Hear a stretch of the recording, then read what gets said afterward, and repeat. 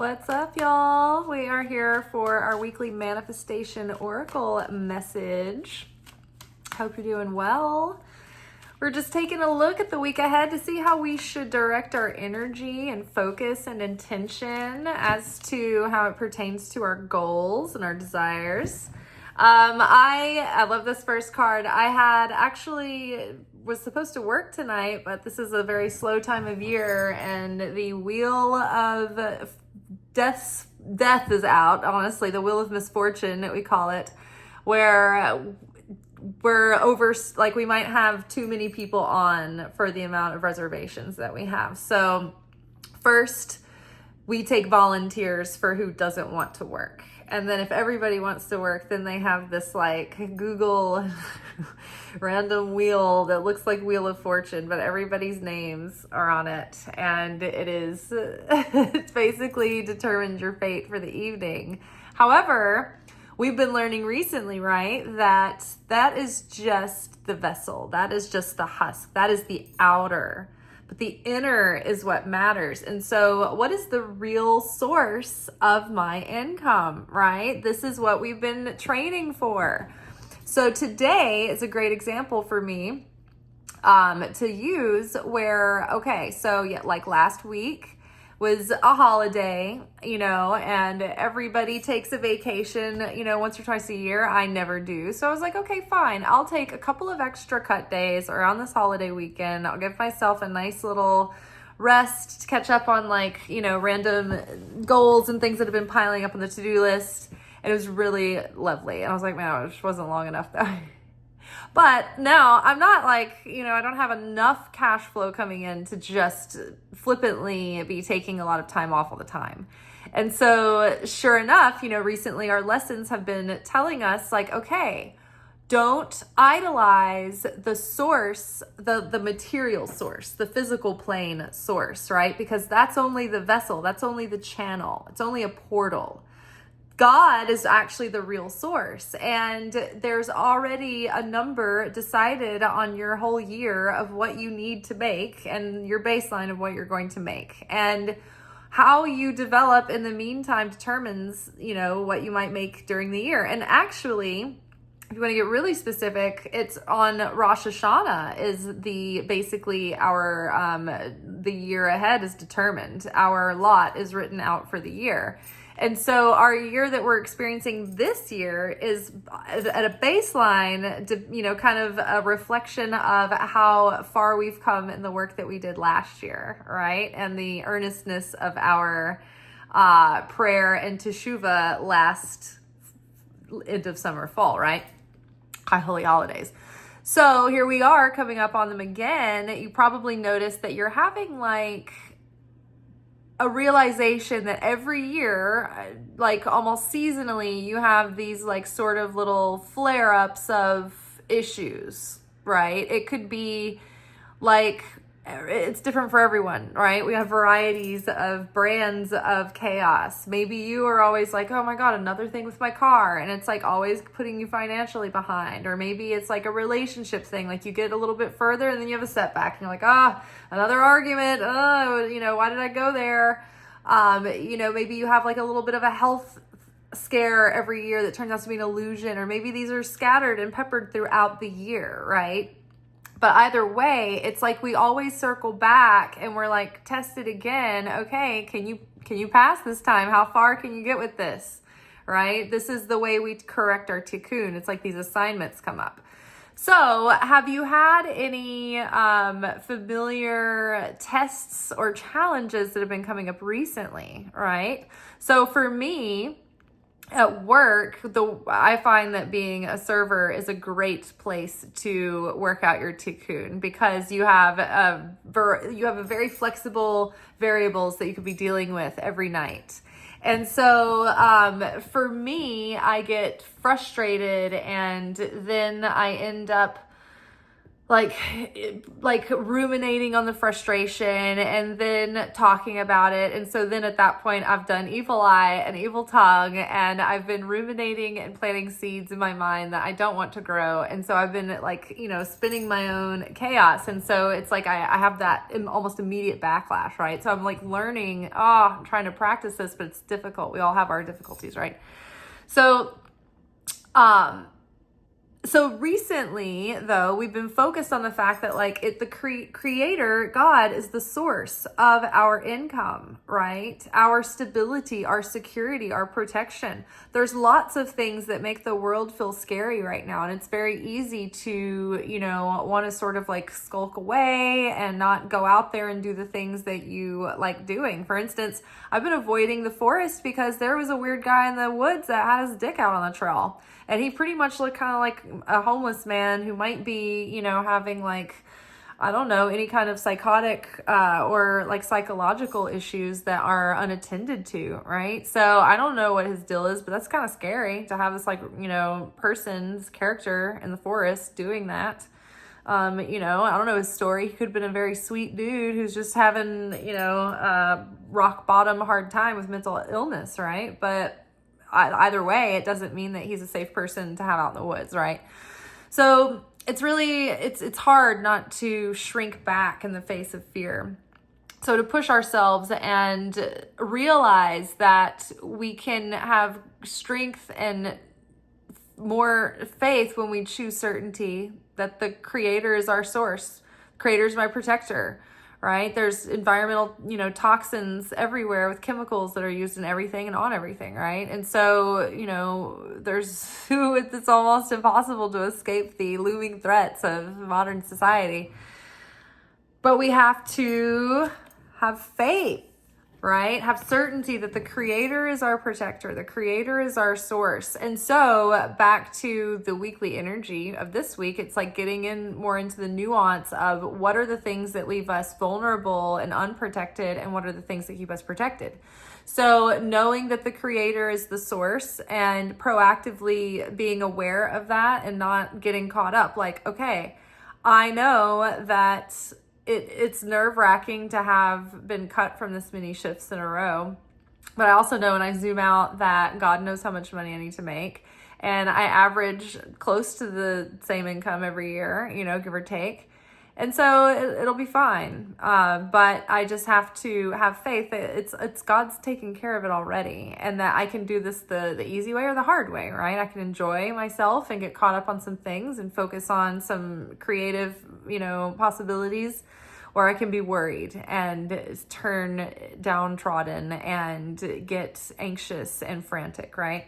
So have faith, right? This is a moment where I could say, oh, this isn't fair. I wish I hadn't been cut. But then I could also say, wow, this is great. This is an opportunity to exercise how much stronger my trust muscles are now, and how I can be in so much more like stillness and peace, knowing that everything's going to be fine. And, when we get to pass these tests, it's like the intensity level turns down and down and down until we don't need the test anymore, right? And so, everything's fine. I, can ruminate on it, or I can feel free, right? So when we have certainty and faith, then that opens the door for even more miracles and more energy to flow through, because we're not affected by those outer circumstances. We are able to remain still and steady and grounded in that knowing, and that keeps our vibrational resonance in alignment with the creator, right? And that is like our connection, our umbilical cord to our sustenance and our protection. But when we become divided and bitter and hostile and angry, and we start doing negative speech and having negative thoughts and projecting negative beliefs on things and people, it cuts us off from our blessings, and it leaves us vulnerable to the chaos that's happening, and it leaves us exposed to the things that we are that we're afraid of. So have faith. Everything's going to be fine. Your prayers are manifesting. Remain positive and follow your guidance. Amazing. Follow your guidance. What do we have here? Explore your options. It's time to look at other possibilities. It's a good time to make changes. I love this. For example, I am, working on maybe a second channel that's more organized and streamlined and an easier resource to look up like specific things and topics. And so I'm not rushing in. I'm doing research and looking at how I need to approach this and ways to go about it and set it up, and taking those steps as I find them. And so, yes, there might be like, if I kept trying to, for instance, shift my current accounts to rebrand and just kind of change directions, I'm not gonna have any better results, right? By just trying to like stay so attached to this channel, this brand, and try to make everything happen through this one, right? I can explore other methods and other options and other strategies, right? I know more now about how the algorithms get confused and things like that. So I have a better shot at starting fresh with new accounts.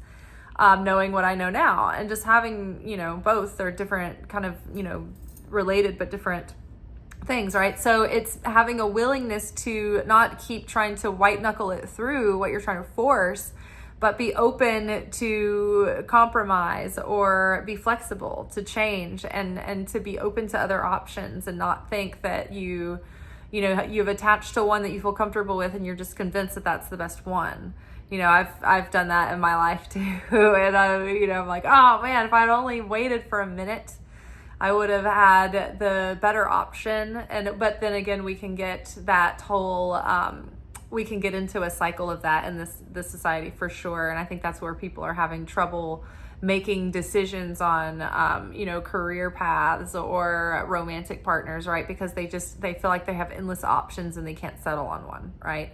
So exploring options, but also being able to settle in with one, right? And not just feel like you're forever looking for another thing, right? And then healing the heart. You're a powerful healer. Keep up the great work.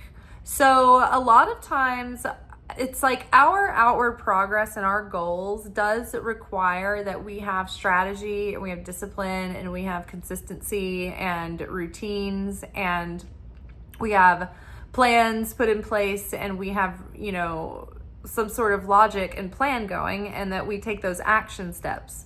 So it does take a material effort to some degree, but many times, no matter what we do as far as our material effort goes, nothing will quite kick off until we have done this spiritual healing with something that we need to heal, or a spiritual awakening about an issue that we need to awaken. And it might just be like one little thing that needs to click before everything else can click, or it might be, layers of things that need to be dealt with before things can come through.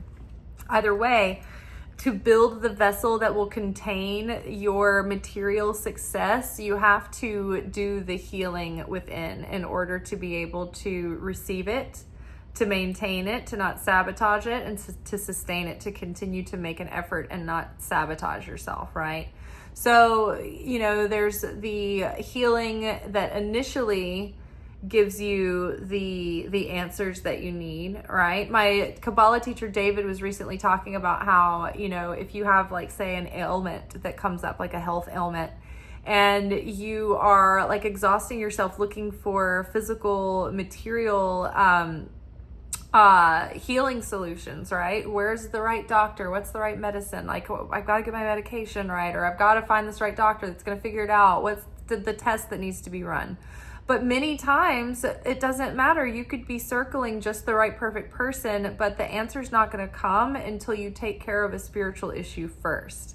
It's the spiritual healing that needs to occur that then allows for the material treatment, the material anecdote to follow, right? You get the answer to the right doctor or the right treatment or the right medicine once you have done the thing that leads you, that releases you from the need to have whatever issues plaguing you at the moment. And I know that that's a tough one for some people to swallow. I mean, some people that just makes them enraged. And I find it more empowering because I'm like, okay, this is something I can work with. I can put context to something. And it's not a punishment. It's just the process through which certain parts of ourselves are awakened and revealed and corrected and strengthened, right? And so we have, varieties of experiences in our lives and throughout lifetimes, right? So you're a powerful healer. Keep up the great work. So it could be that there's an internal healing that needs to happen before the physical remedy can come. Okay, let's grab one more manifestation card. Ooh, alchemy. Love this. You have the Midas touch right now, and every project you begin turns to gold. So what I was going to say though is like, this is perfect card to follow this, because the healing of the heart is the spiritual alchemy that yields the energy that becomes the miracles that we channel through, right? Like when you need fuel, you have to take a raw material and like take it through a process, right? So the raw material that we take through the process, that we get our fuel for the alchemy that like brings forth, the manifestation, is the internal work, the internal healing. So many times if you want to manifest something physically, yes, you can't just, well, sometimes you can call out of thin air. I mean, I'll be honest, sometimes I have, and it's delivered through God. It's not me, but like I'm channeling through. But sometimes, there's something that you do that brings that through, an action that you take, but also there's an internal shift, an energetic shift, a spiritual shift that has to happen first. So it creates the gasoline that powers the change that brings through, that channels through the miracle. So that's what spiritual alchemy is. It's turning our lead into gold. It's turning our negativity and our shortcomings and our blind sides into, healed and corrected, and into our strengths and things that we overcome to reveal a better self, a higher self, right? A more understanding, wiser, compassionate, reasonable self, right? So when something is broken down physically, when it's broken apart, it opens up and it releases the energy that was contained in that form. And so then the energy is transferred and rebirthed and revealed into something new. That's where the alchemy happens. So that's what is the electricity coming through. It's the heart healing, right? So in the meantime, the physical action to do is to keep doing, your research, keep looking into things, exploring your options, exploring different ways to approach what you want to do and how you're going to do that and how you're going to go about it and the avenues that are available to you. And have faith that everything's turning out. You're being led, you're being guided.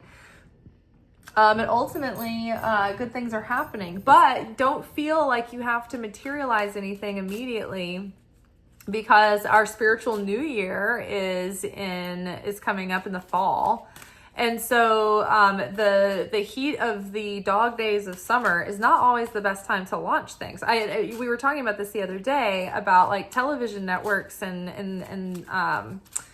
things like that, entertainment world, they launch things in spring and in fall. And those are the times of year where people are in their routine and everybody's kind of like focused on taking things in. And in the summer, they're just running around doing all kinds of things, going on trips. And so people aren't necessarily launching things during the middle of the summer. And so I was actually waiting on a table the other night, and they were literally talking about the same thing. And I think that they were in probably like real estate development, and they were talking about materials and things like that. They were just like talking about how the flow of things. Oh no, it was like a group of doctors, and I don't know if they were talking about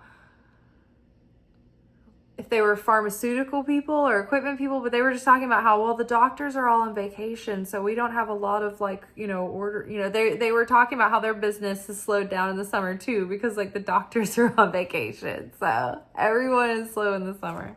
So while we're waiting on launching or doing anything big, we can, put the small pieces in place.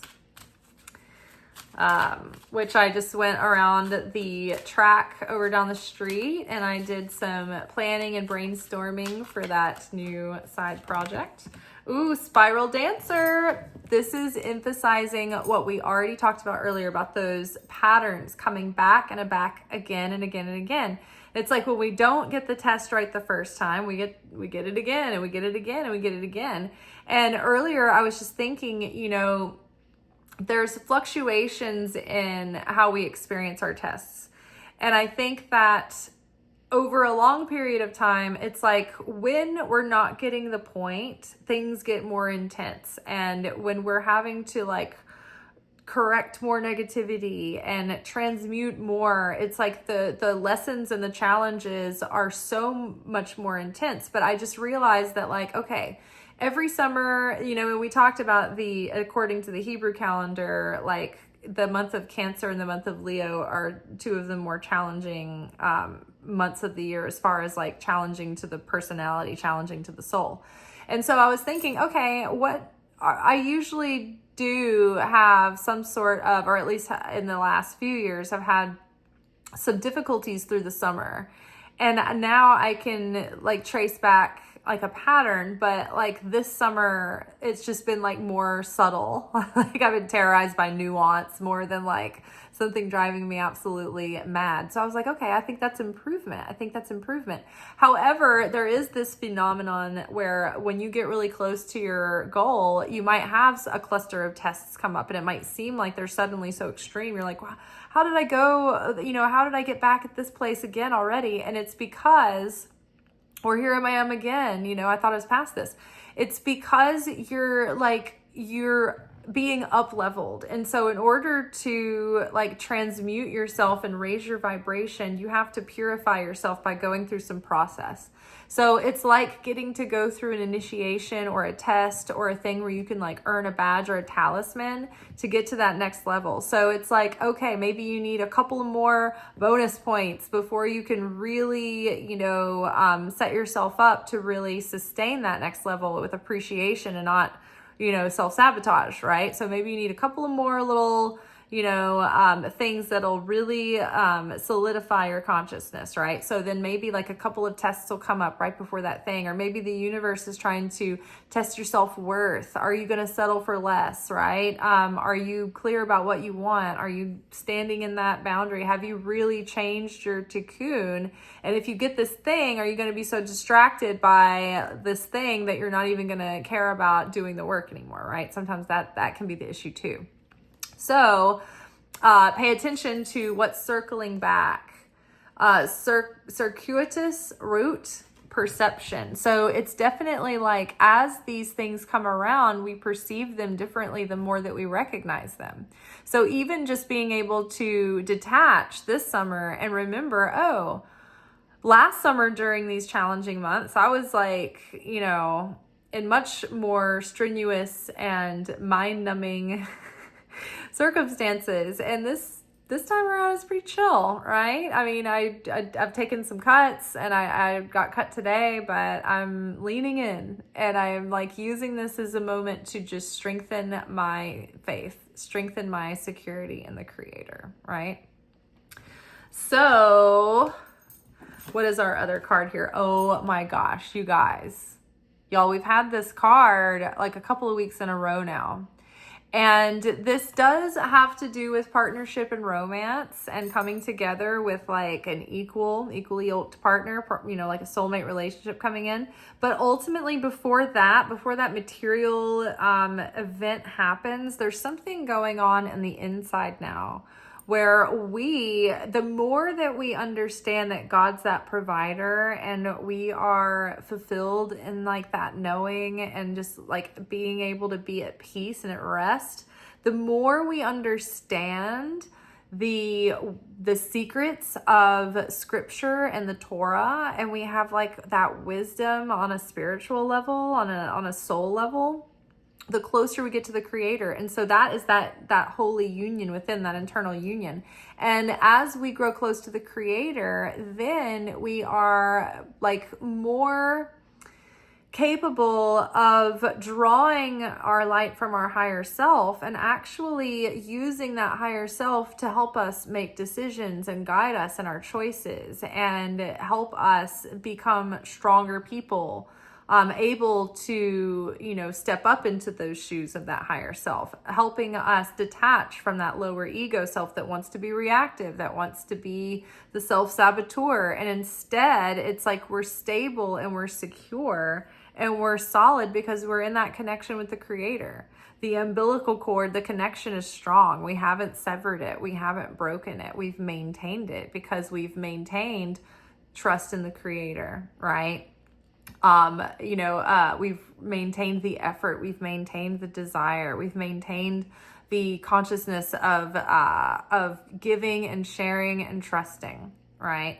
So I love that this is a good sign that we're at least not at war with ourselves on the inside, which will be creating more crisis and chaos and process on the outside, but instead we're coming to a place of unity within, which will create more harmony without, because we will be connected to our blessings, right?